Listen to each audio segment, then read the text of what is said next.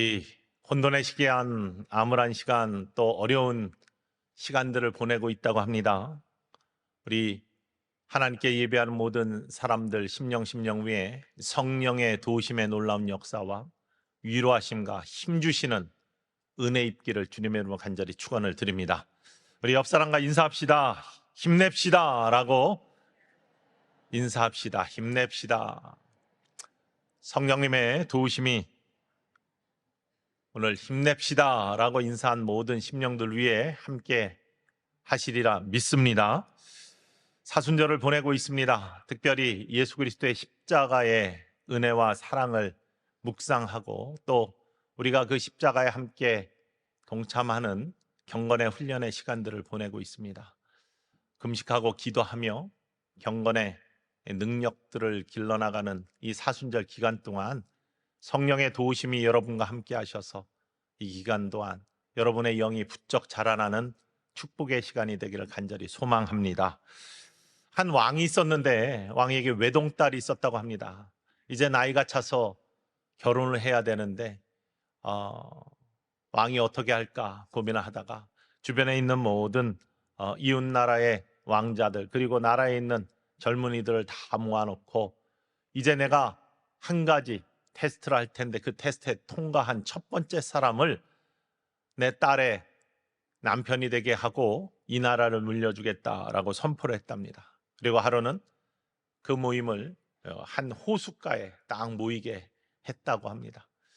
호수에다 모아놓고 건너편에서 왕이 이 호수를 가장 먼저 북이 울린 다음에 건너와 내 딸을 손을 잡는 사람에게 남편이 될 수 있는 권한과 함께 이 나라를 물려주겠다라고 선포를 했습니다. 그런데 그 호수는 한 가지 문제가 있는 게 이 호수 안에는 수많은 악어떼들과 뱀들이 가득 차 있다는 겁니다.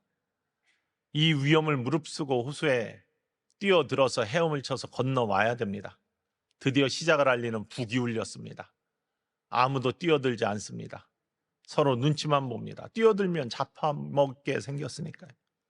그런데 어디선가 갑자기 풍덩하는 소리가 나더니 한 젊은이가 번개처럼 수영을 해가지고 그 호수를 건넜더랍니다. 그리고 올라와서 정말로 땀과 물이 뒤범벅이가 돼서 호흡을 거칠게 몰아쓰면서 왕 앞에 섰습니다. 왕이 정말 대단하다고 생각하면서 대단한 용기의 사람이다. 아무도 뛰어들지 않는 그곳에 뛰어들어 이렇게 빠르게 이곳을 건너와 과연 내 딸의 남편이 될 자격이 있구나 라고 하면서 이야기하는데 그때까지도 거친 숨이 멈춰지지 않아 계속 거친 숨을 몰아쓰며 헉헉대고 있다가 갑자기 왕의 말 전혀 신경 쓰지 않고 일어서서 뒤돌아서더니 어떤 놈이 나를 밀었어 하고 소리를 치더랍니다. 자기가 들어간 게 아니라 누가 밀어서 밀쳐가지고 할 수 없이 빠졌는데 살아남기 위해 정말로 빠르게 수영을 했던 것이죠. 때로는 이러한 억울한 일을 당하여도 그것이 위기가 아닌 기회가 될 수 있고 찬스가 될 수 있습니다. 정말로 억울한 일들을 많이 당하면서 삶을 살아가는 세상인지도 모르겠습니다. 저 부목사 시절에 늘 종종 이야기하지만 권사님 한 번 새벽기도 시간마다 맨 처음에 외치는 이야기가 여전히 마음속에 이제 떠나지를 않습니다. 주님의 이름, 권능의 이름 외치고 기도하자고 하고 주여 한 다음에 그 권사님은 맨 앞에서 크게 소리를 지릅니다. 주여 한 다음에 기가 차고 매가 차고 순사가 빠따를 차고 하면서 기도를 시작했어요. 정말로 얼마나 마음에 한이 있고 그것이 풀리지 않으면 어떤 일인지 모르겠지만 기가 차고 매가 차고 순사가 빠따를 차고 아마 일제강점기 때 어떤 일을 당하셨는지도 모르겠습니다. 3.1절이 지났지만 우리 일제강점기 때 얼마나 많은 사람들이 한 맺힌 삶을 살았습니까? 수탈당하고 학대받고 고문당하고 교회들은 얼마나 많은 핍박을 당했습니까? 정말 원통함이 있는 억울함이 있는 한많은 세상입니다. 우리의 제도와 법질서가 제대로 이루어지기 전 근대화 이전의 우리나라의 모습은 반상의 법이 있었고 또 남녀의 차별이 분명했습니다. 차별 때문에 나타난 한많은 세월의 모습들, 얼마나 많은 그러한 안타까움들이 있습니까? 하물며 노래를 불러도 이 한에 대한 노래들이 많습니다. 한많은 이 세상 하면서 노래를 부르면 다 공감을 합니다. 아리랑 노래 안에 배어 들어가 있는 한의 모습들, 그것이 어떤 종류의 억울함이건 한스러움이건 그런 것들을 우리가 경험하지 않고 살아갈 수는 없는 것 같습니다. 지금도 마찬가지입니다. 지금도 여전히 억울한 삶을 많이들 살아갑니다. 참소하고 거짓이 반치기 때문에 억울함을 당하는 사람들이 있어요. 믿음의 사람들도 마찬가지입니다. 교회 안에 있더라도 억울한 모습들이 나타나기도 합니다. 사순절을 지내면서 특별히 우리는 십자가를 묵상합니다. 십자가의 의미, 십자가의 사랑, 예수님이 십자가를 지신 이유들, 십자가를 묵상하면서 또한 깊이 묵상해 보는 것 중에 하나가 십자가의 의미 중에 십자가는 푸는 것인데, 십자가는 사망의 올무를 푸는 것이고 죄의 올무를 푸는 것이고 어둠의 권세를 푸는 것이고 또한 넓은 의미에서 억울함들을 푸는 것인데, 이러한 십자가의 영적 원리가 무엇이기에 이러한 풀리는 은혜가 그 속에 있을까? 복음은, 십자가 부활이 두 축이 되는 복음은 무엇인가? 늘 말씀드리지만 주인을 바꾸는 겁니다. 내 삶의 주인이 나였다. 내 자아가 내 삶의 주인이었다. 우리가 예수 그리스도를 믿고 예수님을 구주로 영접하면 그가 사망에서 생명으로 나의 영을 옮기고 부활의 승리와 함께 나의 삶의 주인이 되셨다는 것을 고백하게 되면 그것이 믿음인데, 그 믿는 자에게는 내 삶의 주인이 내가 아니라 이제는 내 삶의 주인이 예수 그리스도가 되심을, 예수님이 나의 주님이 되심을 고백하는 삶이 되고, 그때 성령이 내 안에 임하시고 성령 충만한 삶을 살게 되며 하나님의 뜻에 나의 뜻을 조율하는, 하나님의 뜻을 분별하고 하나님의 뜻에 나의 뜻을 조율하는, 왜? 주님이 예수님이 나의 주인이시기 때문에 주인의 음성을 듣고 주인의 음성에 따르는 삶의 주인이 바뀌는 삶이 복음의 삶이고 복음을 소유한 삶입니다. 그것이 십자가에 내 자아가 못 박힌다는 의미고, 십자가를 통해 내가 죽고 그리스도 예수의 영이 내 안에 산다는 의미이죠. 그 의미들을 묵상하면서 이 십자가 속에 풀리는, 예수 그리스도를 주인 삼아 풀리는 은혜가 무엇일까? 예수님은 십자가를 앞에 두고 기도를 먼저 하셨습니다. 감람산에서 기도하셨습니다. 특별히 세 제자를 따로 멀찌감치 세우시고 기도하라 하시고 예수님은 정말로 심각하게 기도하셨습니다. 왜? 억울하셨을 것 같아요. 억울함 때문에. 42절 오늘 본문 말씀 앞부분 읽어볼까요? 이르시되 아버지여, 만일 아버지의 뜻이거든 이 잔을 내게서 옮기시옵소서. 아버지의 뜻이거든 이 잔을 내게서 옮겨주십시오. 이 잔은 십자가인데, 십자가에 달리는 건데 이 십자가 내게서 옮겨주기를 원합니다. 나 십자가 지기 싫습니다. 이런 말입니다. 이 십자가를 옮겨주기 원합니다. 나 아버지의 아들 아닙니까? 아버지의 권능을 갖고 있습니다. 모든 능력을 가지고 있습니다. 힘으로, 파워로 승리할 수 있습니다. 싸우면 이깁니다. 하나님의 권능, 거친 파도를 잠잠케 하고 죽은 자를 살리며 눈먼 자를 뜨게 하시고 문둥병을 고치시는 그 이적의 손길, 적군을 우박으로 물리치신 하나님의 능력, 장자를 죽음의 사자 보내어가지고 취하시는 하나님의 능력, 이 능력이 예수 그리스도께도 그대로 있는데 왜 패배의 상징인 십자가, 죽음을 맞이하는 십자가, 형틀인 십자가를 내가 져야 됩니까? 아버지의 뜻이거든 이 잔을 옮겨주기를 원합니다. 나 정말로 억울합니다. 이게 예수님의 절규가 아니었을까? 그 절규가 얼마나 심하면 기도하시면서 땀이 떨어지는데 땀이 피가 되도록 기도하셨어요. 얼마나 억울하시면. 그런데 42절 뒷부분에 이어서 이렇게 기도하세요. 읽어볼까요? 그러나 내 원대로 맛이 없고 아버지의 원대로 되기를 원하나이다 하시니 그러나 내 원대로 맛이 없고 아버지의 원대로 되기를 원하나이다. 정말로 억울합니다. 그렇지만 나 아버지의 뜻에 순종하기를 원합니다. 예수님의 모습은요, 다른 것이 먼저 있는 게 아니에요. 어떤 상황 속에서도, 특별히 억울함 속에서 기도가 먼저 있었습니다. 기도가 있을 때 하나님의 뜻을 분별하게 되고요, 하나님의 뜻에 분별하고 순종할 때 놀라운 역사가 일어나죠. 특별히 그 결과 43절 말씀에 이렇게 하나님이 도우시는 손길을 주었습니다. 읽어보겠습니다.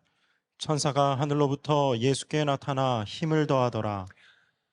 천사가 나타나서 힘을 더하여 주시는, 정말로 안타까운 그의 심령에 천사가 나타나 힘을 더하여 주시며 십자가를 질 수 있게끔.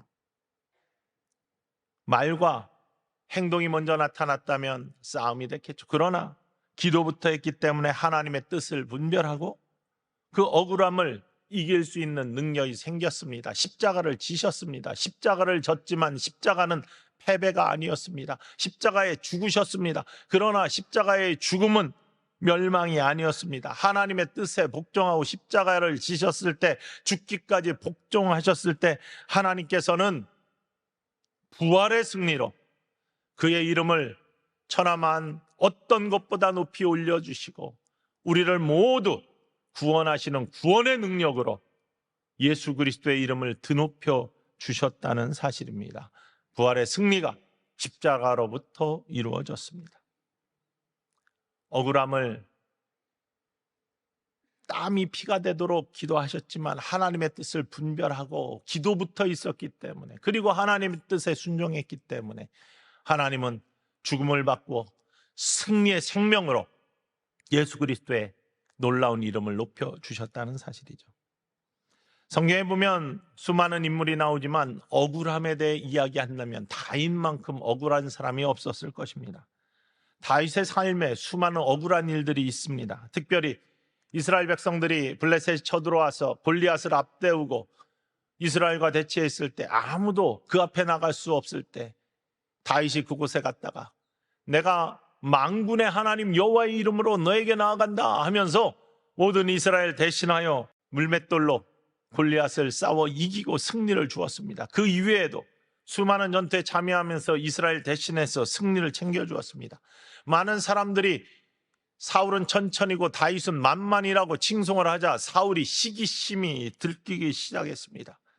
그래서 다윗을 경계하기 시작했어요. 그래서 딸을 주었어요. 사위를 삼았어요. 그래도 그의 시기심은, 그의 의심은 사라지지가 않습니다. 다윗을 죽이고자 결심을 합니다. 악기가 그에게 들렸을 때 다윗은 수금을 타면서 그의 영혼을 달랬어요. 그렇게 잘했는데도 말미암아, 사심이 없었는데도 말미암아 사울은 다윗을 죽이려고 해서 얼마나 억울합니까? 결국에는 죽음을 피해 쫓겨갑니다. 광야에 피난자의 생을 살아가기 시작합니다. 억울한 일을 당하고 지금 피하는 삶을 삽니다. 그 와중에서도 다윗은 여호와 하나님에 대한 신앙을 지키며 기도자의 삶을 놓지 않습니다. 다윗은 기도의 사람이었습니다.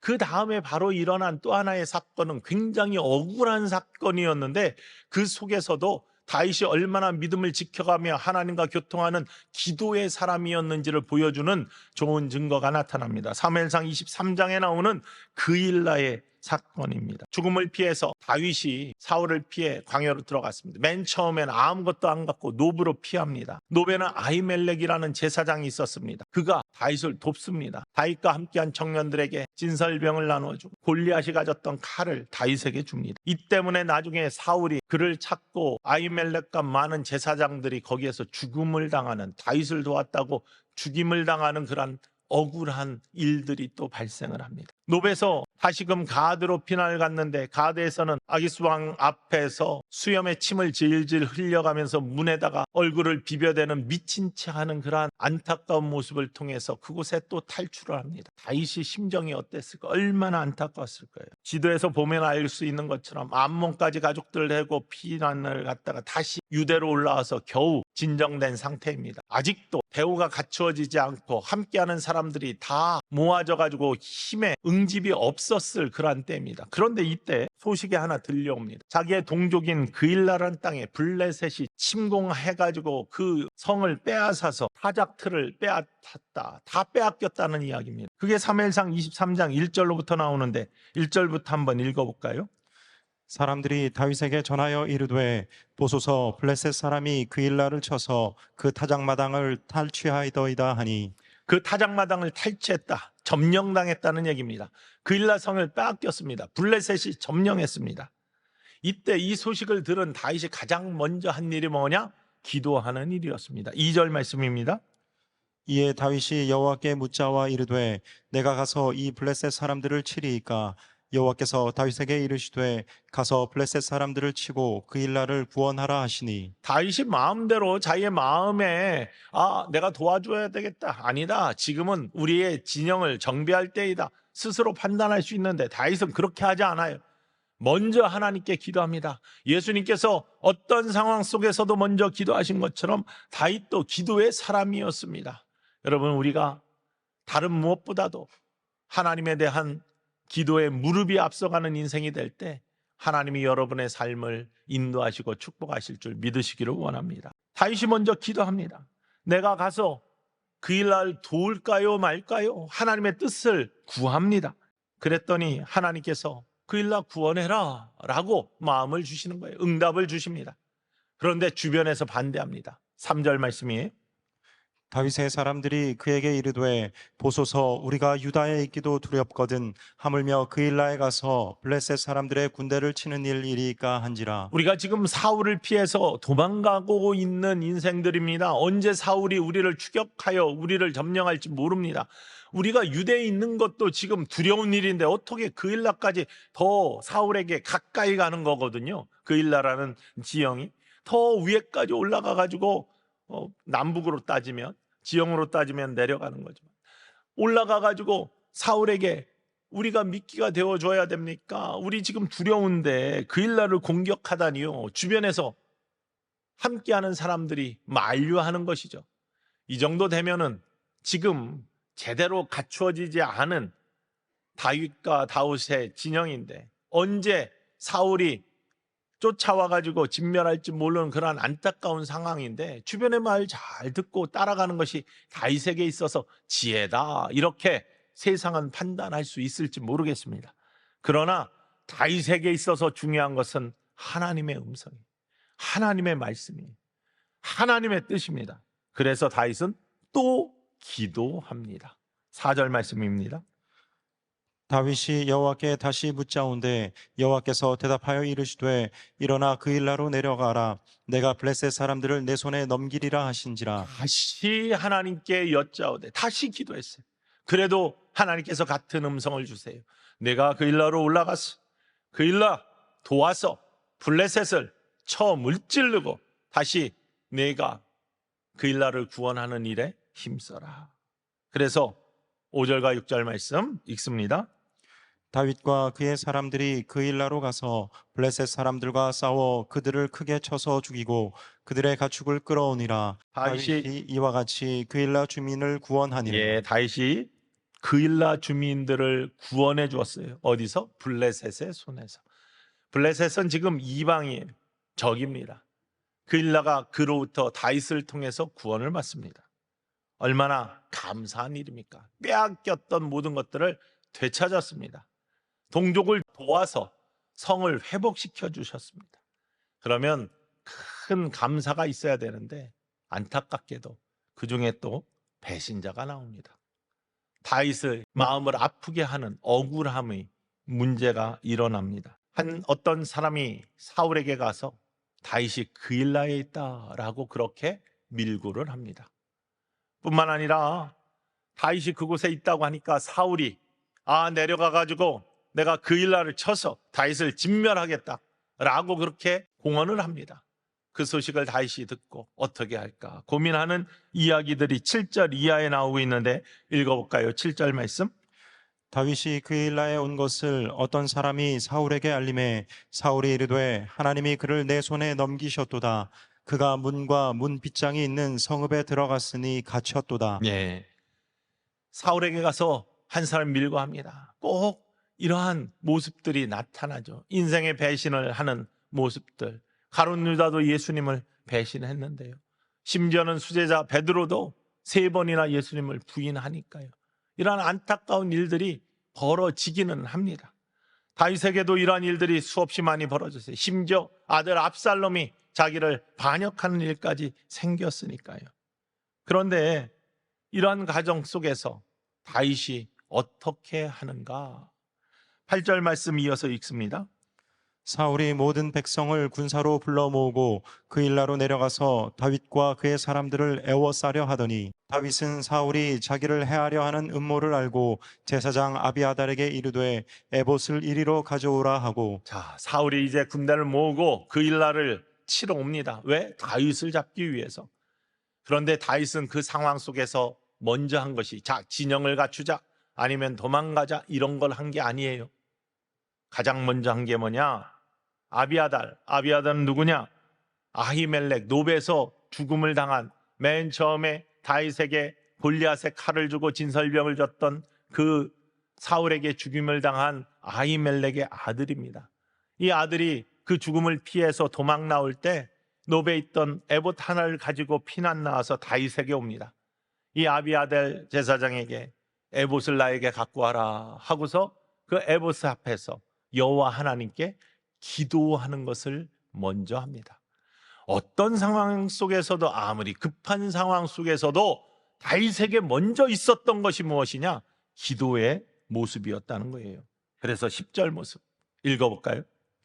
다윗이 이르되 이스라엘 하나님 여호와여 사울이 나 때문에 이 성읍을 멸하려고 그 일라로 내려오기를 꾀한다 함을 주의 종이 분명히 들었나이다.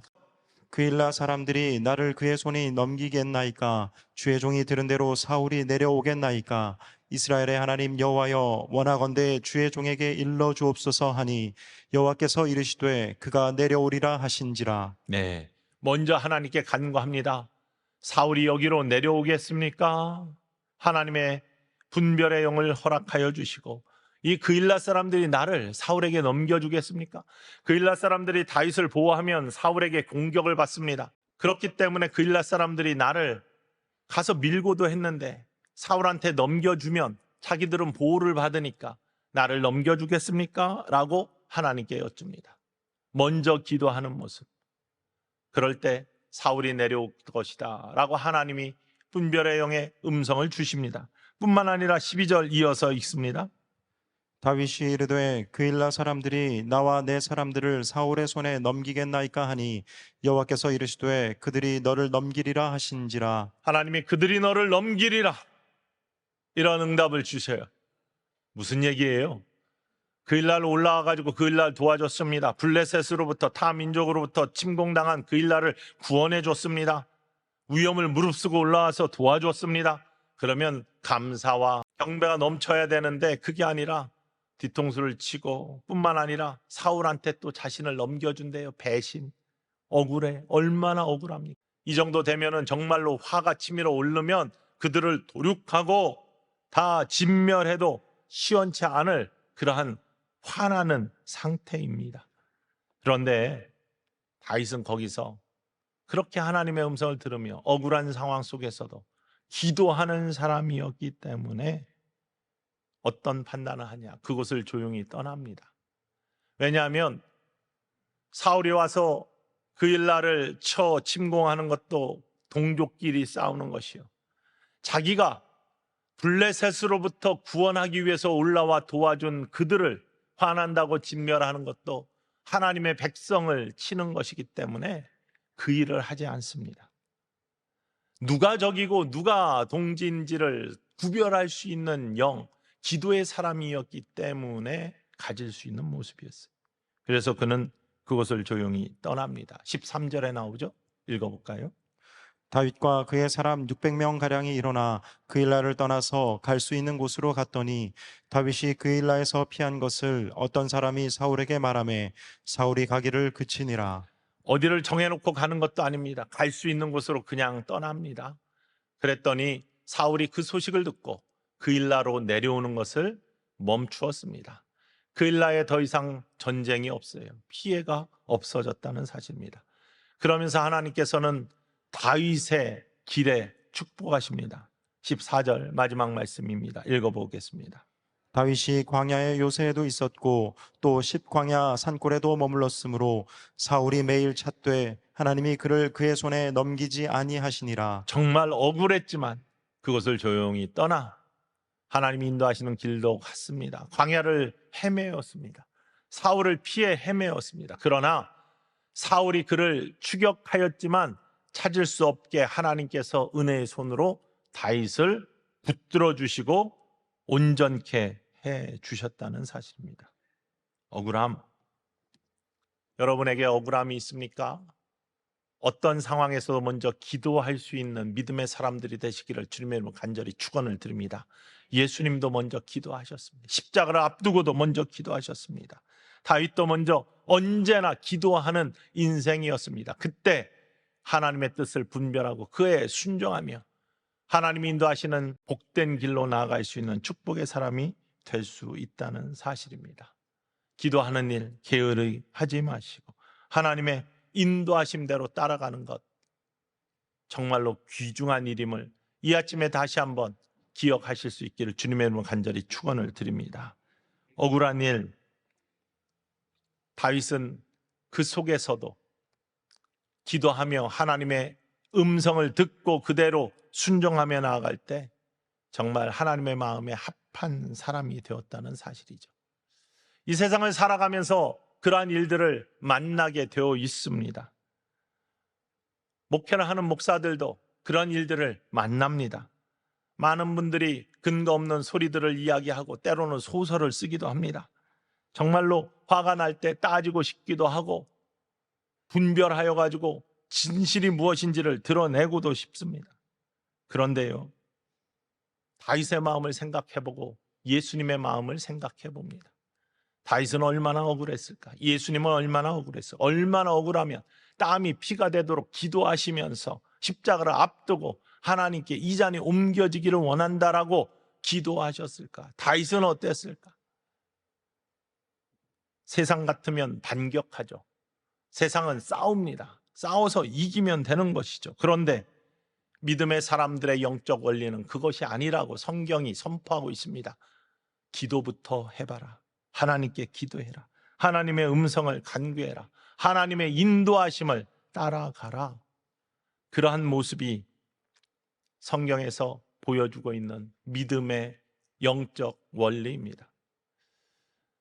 제가 제자 양육할 때 사용하는 예수님의 사람 유기성 목사님이 지으신 건데 그 첫 번째, 네 번째 챕터에 이런 유기성 목사님의 고백 같은 예화가 나옵니다. 본인의 교회에서 한 번은 악한 소문들이 퍼졌답니다. 한 집사님이 만들어낸 근거 없는 악한 소문인데 그 소문이 퍼지자 교인들이 그것들을 재생산해서 굉장히 빠르게 그 악한 소문들이 퍼져나갔답니다. 처음에 듣고 얼마나 기가 막혔는지 처음에는 무시하려 했으나 그것들이 순식간에 퍼져나가는, 그것도 덧붙여서 퍼져나가는 이야기들을 들으면서 얼마나 화가 나는지, 그 처음에 퍼쳐나간 집사님이 누구인지 알게 되었을 때 그분이 얼마나 미운지, 뿐만 아니라 그 소문을 재생산해서 퍼쳐나가는 교인들은 또 얼마나 밉던지, 나중에는 숨이 막힐 정도로 주체할 수 없는 분함과 억울함이 치밀어 오르더랍니다. 처음에 생각하기를 찾아가서 따져볼까, 진실을 드러내고 그 소문을 냈던 집사님 앞에 세워서 단 앞에 세워가지고 공개 사과를 하게 만들까, 여러 가지 생각들을 다 했는데 기도를 할 때마다, 생각을 하면 그런 생각이 떠오르는데 기도를 할 때마다 주님이 주시는 음성은 그게 아니라는 거예요. 그건 내 방법이 아니야, 예수님의 방법이 아니라고 말씀하시더랍니다. 그러면서 내가 죽어야 된다, 십자가에 내가 죽어야 된다, 내 자아가 죽어야 된다라는 음성을 주셨다는 거예요. 그래서 다시 기도하기 시작했답니다. 하나님, 제가 죽겠습니다 라고, 주님의 음성이 그거니까 죽겠습니다 라고 그렇게 영적으로 죽는다는 거예요. 자아가 죽는다는 겁니다. 내가 뭐 자살하겠습니다가 아니라 내 영이 죽겠습니다. 내 자아가 죽겠습니다. 십자가에 내 자아를 못 박겠습니다. 이렇게 죽겠습니다. 고백을 하려고 기도를 처음 시작했는데 처음에 입이 잘 안 떨어지더래요. 아직도 억울함과 그 부함이 있어서. 그런데 다시 호흡을 가다듬고 주님이 주신 음성이니까 순종하자. 내가 주님 죽겠습니다. 제가 죽겠습니다. 제가 죽겠습니다. 제가 죽겠습니다. 반복해서 계속 기도를 하자 정말로 놀라운 일이 벌어졌는데 그 죽음이 실제로 느껴지더래요. 그러면서 마음이 녹아지기 시작하는데 재생산해서 확대해서 소문을 퍼쳤던 교인들이 그 미움이 식어지기 시작하고 사라지기 시작하고 소문을 맨 처음에 일으켰던 그 집사님이 미운 것이 점점 사라지기 시작하더랍니다. 그 마음이 그렇게 되자 또 다른 간구가 하나님께 나오는데 주님, 주님의 마음을 저에게 주시옵소서. 이런 기도가 나오대. 주님의 마음을 저에게 주세요. 주님의 마음을 저에게 주세요. 라고 기도하는데 갑자기 눈물과 함께 통곡이 터져 나오더란 거예요.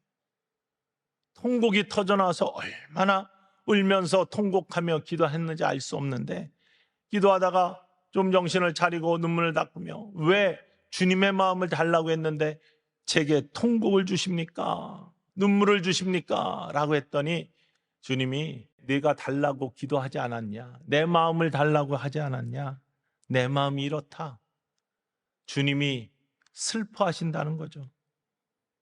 교회 안에 거짓 소문을 퍼친 집사님을 바라보면서 그 영혼을 바라보며 통곡하시며 슬퍼하셨고 그 소문을 또 재생산하며 확대하면서 퍼쳐나갔던 전달자였던 성도들을 바라보면서 안타까워하시면서 통곡하시면서 슬퍼하셨고 또 그 모습을 바라보며 분내하고 성내면서 미워하면서 억울해했던 목사님의 모습을 바라보면서 예수님이 통곡하시면서 슬퍼하셨다는 거예요. 그것을 깨달으면서 예수님의 십자가, 나의 죄를 위해 십자가에 얼마나 억울하셨는데 지은 죄도 없으시면서 십자가에 달리셔 돌아가셔 우리의 죄를 정하게 하신 그 예수님의 귀한 사랑의 모습을 다시 한번 마음속에 새길 수 있었다. 자아가 죽어야 자아를 죽이는 게 십자가이고 우리가 그리스도 예수와 함께 십자가에 못 박혔나니 이제는 내가 사는 것이 아니요 내 안에 우리 구주 예수 그리스도가 주인이 바뀌는 놀라운 복음을 소유한 사람들의 모습은 이 억울함조차도 기도가 먼저이고 기도함으로 말미암아 내 자아가 십자가에 못 박혀 죽고 주님의 마음을 소유한 자가 될 때 이길 수 있는 십자가로 이길 수 있는 놀라운 은혜의 사람들이라는 사실 그것이 주님의 십자가라는 것을 십자가는 죽어야 사는 겁니다. 예수님이 십자가에 못 박혀 돌아가셨기 때문에 우리의 영도 살고 주님도 다시 부활하셔서 부활의 승리의 영광이 우리 가운데 있다는 사실을 기억하시기를 주님의 이름으로 간절히 축원을 드립니다. 십자가에 못 박혀 우리의 자아가 죽으면 반드시 승리합니다. 그것이 영적인 원리입니다.